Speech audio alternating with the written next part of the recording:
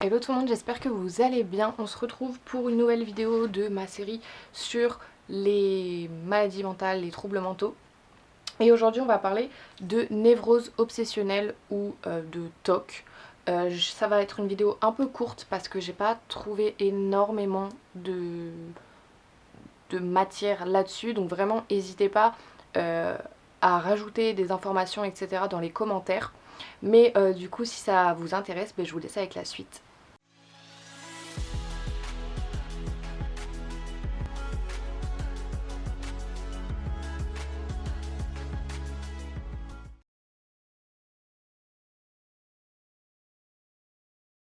Alors pour définir ce que c'est que la névrose obsessionnelle ou le TOC, donc ça correspond à un trouble majeur qui est dépisté par les psychanalystes.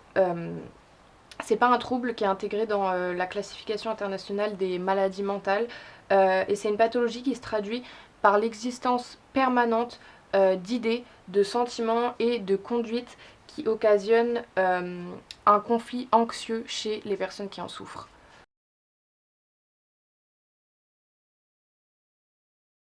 Pour ce qui est des causes de cette maladie ou de ce trouble, comme un peu toutes les maladies psychologiques, la névrose obsessionnelle, ça fait suite à une interaction de plein de facteurs biologiques, environnementaux et sociaux. Les TOC, en fait, c'est secondaire à un déséquilibre du fonctionnement psychique qui impacte la conduite, les émotions et les pensées. Et il semblerait que l'hérédité et la vulnérabilité psychologique ça puisse jouer un rôle essentiel dans l'apparition de cette maladie.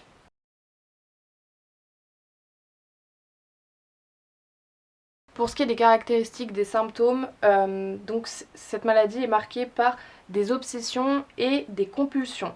Donc par exemple, les obsessions, c'est tout ce qui constitue des pensées envahissantes et répétitives qui engendrent souvent de la peur et de l'angoisse. Et pour y remédier, en fait, la personne qui est malade va éprouver le besoin de faire des gestes répétitifs ou des rituels, donc ce qu'on appelle des compulsions. Et donc en fait les compulsions c'est là pour offrir vraiment un soulagement temporaire, mais le problème c'est que ça entraîne en fait un cercle vicieux. Il faut savoir que du coup le TOC c'est plus fréquent à la fin de l'adolescence et au début de la vingtaine, mais dans certains cas, il se peut que ça survienne au cours de l'enfance ou plus tard à l'âge adulte. Et pour la plupart des malades, c'est un trouble qui commence pendant l'adolescence et ça survient rarement après les 35 ans. Donc comme je vous ai dit, l'obsession, ça se traduit par une pensée intrusive et incontrôlable qui génère de l'angoisse et qui peut survenir à tout moment et elle se manifeste de différentes façons. Donc je vais vous dire les différentes façons. On a les peurs physiques qui par exemple font l'objet d'interminables vérifications dans le miroir. On a des pensées agressives, notamment des pensées de violence envers ses proches ou envers soi-même. Et en fait, la personne qui est malade va instaurer des rituels justement pour s'en protéger. On a la peur de la contamination qui peut donc occasionner des rituels de lavage de mains constantes, de nettoyage du logement ou du bureau en permanence et l'évitement du contact avec les autres. On a aussi le besoin de symétrie et d'exactitude qui se traduit par de longues séances de rangement et que tout soit bien carré, tout soit bien aligné, symétrique, etc. Et on a les représentations sexuelles envers l'entourage et toutes ces obsessions, elles peuvent être impulsives, idéatives ou phobiques.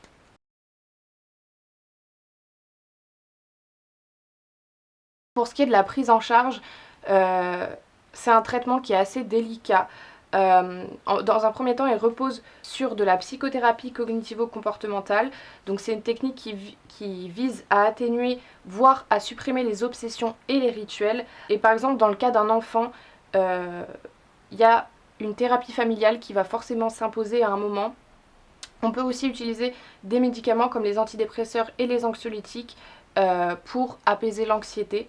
Et chez les personnes qui sont sujettes à des TOC sévères ou alors des personnes qui sont réfractaires au traitement, il y a d'autres options thérapeutiques qui sont proposées, notamment l'électrostimulation, la stimulation magnétique transcrânienne ou la stimulation cérébrale profonde. Du coup voilà, c'est tout ce que j'ai trouvé sur cette maladie. N'hésitez vraiment pas, si vous en savez plus, à le dire dans les commentaires.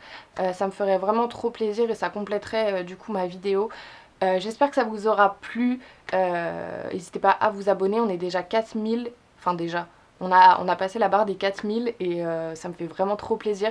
Donc vraiment, n'hésitez pas à vous abonner, à activer la cloche, mettez un petit pouce bleu et puis moi je vous fais des gros bisous et je vous dis à bientôt.